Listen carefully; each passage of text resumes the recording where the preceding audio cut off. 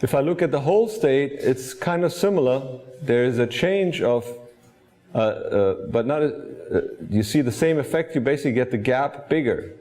But the movement of the state in the indium arsenide and the indium gallium arsenide is not as dramatic. It's just by 30 milli-electron volt. So the holes don't move a whole lot, but the electron states seem to move a lot.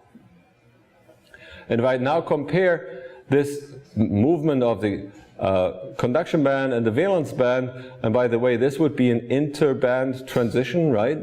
If I had a transition from an electron state into a hole state and I would emit a photon, that would be an interband transition. You basically see that the gap gets wider and wider the more you make this buffer larger and larger.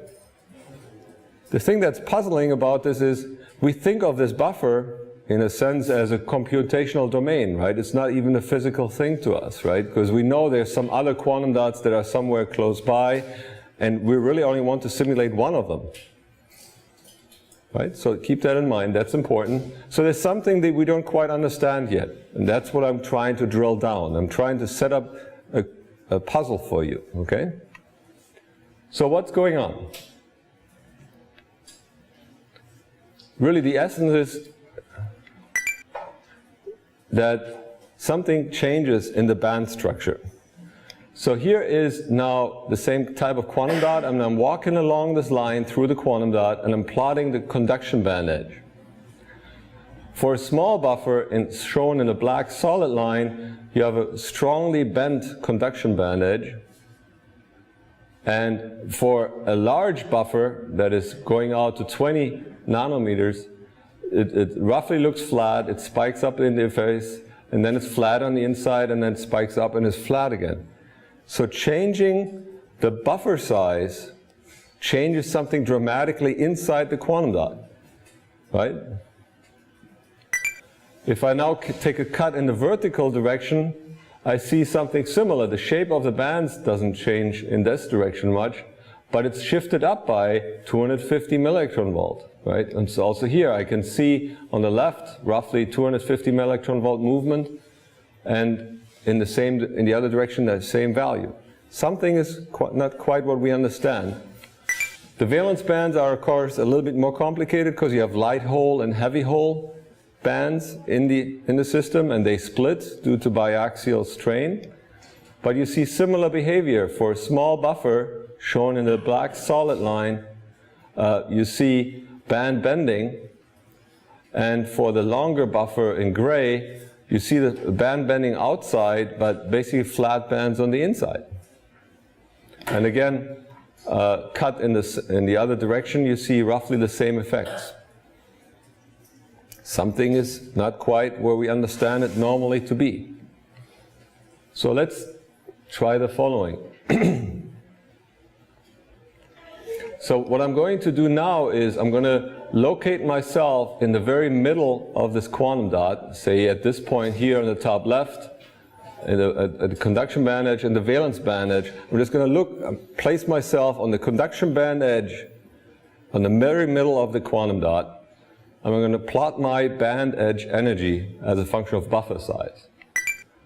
And that's this black solid line here. So it's going up as the buffer is getting bigger. And in the dashed line above it, I'm showing the eigenenergy of this quantum dot, right? My confined eigenenergy. So these guys move together. The band edge moves up, and also my eigenstate moves up. That's good, right? I mean, that's at least intuitive. We still don't know why they move up, but at least these guys move together, right? So nothing completely wrong with the simulator. And for the valence bands, we roughly see the same thing, right? We follow the band edge in the middle of the quantum dot on the valence band, and we follow the ground state of the holes, and they trace each other. Good. And the difference between them is the confinement energy, right? You have a particle in a box that's, for the electrons, it sits above the conduction band, and the holes, it sits below it, the valence band. So they trace each other. Good. So now let's do the following experiment. We take these curves, and now we assume that we take the biggest box that we can simulate, and calculate the strain and calculate the eigenvalues. That means we're on the far distance here at 24 nanometer in this case, and we made the buffer as big as we can, right? And then 24 nanometers on the right side. And now we're chopping down the simulation domain in this white box and start from big and make it smaller and smaller and smaller. And in that white box, we only compute the electronic states. But we freeze them in place where they are. Okay? We freeze the atoms where they are, but we make the computational box smaller and smaller. Okay? So if we do that, the eigenstates of the electrons don't move anymore. And that means these states are unaffected by the electronic boundary condition, by the box. And if we do the same for the holes, we also find a flat line. The hole states don't move anymore.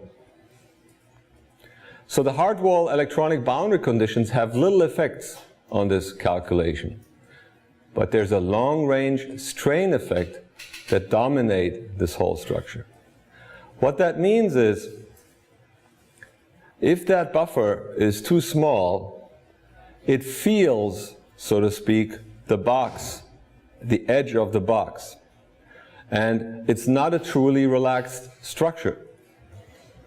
Okay, so you need to make the structure extremely large for the strain to be truly converged on the inside. Okay? Because that's the underlying assumption, right? We need to make our artificial computational box so large until the strain doesn't change anymore. Because otherwise we superpose a boundary condition on our inside of the strain. So we have a multi-scale problem here. The strain is really long range, and the electronic structure is quite confined. We knew that the electronic structure was quite confined, right? We've looked at wave functions for resonant tunneling diodes and for some quantum dots, and we know that the wave function is on the inside. And we know it only exponentially decays into the buffer. So a little bit of buffer is good enough for the wave function, but it's not enough for the strain. Okay, so strain is really long range. So you can turn this around. Meaning, if the buffer size is really important for the central dot not to feel anything around it, that means if anything like another quantum dot is within that distance, it's going to feel it. So if there's another quantum dot within 20 nanometers in this lateral and vertical direction, it's going to be felt. Not quantum mechanically, but mechanically by the strain. Okay? Strain is really long range in these systems. The next thing you can try out is the following. You can say, well, you used a really strange boundary condition, right? You said, well, I said, I leave the edge free. All these atoms on the edge, they can move wherever they want. So they could bulge out, or they could bulge in, or the whole surface could move. An alternative condition could be assuming that you really pack this into a periodic cell. So you have the box, and then you assume you have a periodic boundary condition in all three other directions. Effectively, you pack more quantum dots all the way around, right? That would be a periodic boundary condition. So, and if you do that, where you compute the ground states, the line of the free boundary condition that I had shown here is shown in red on the bottom right.